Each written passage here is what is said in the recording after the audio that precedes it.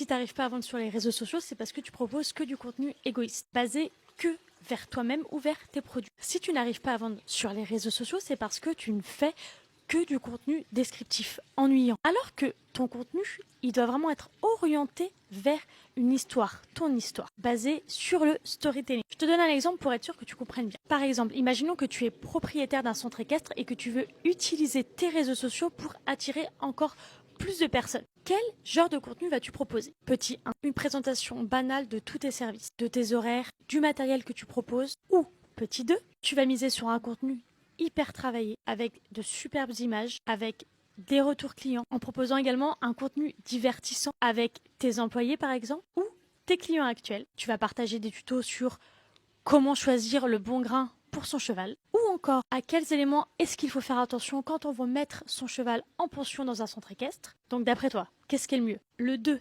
évidemment. Parce que le premier, il est descriptif, il est ennuyant. Le contenu descriptif, il ne fonctionne plus du tout, ça fait déjà un petit moment. Il faut vraiment humaniser son contenu, le rendre unique pour faire la différence. Parce qu'aujourd'hui, dans tous les domaines, il y a beaucoup de concurrence. Pose-moi toutes tes questions en commentaire si tu en as et surtout abonne-toi, je suis Manuela, Community Manager et tous les jours, je te parle de réseaux sociaux.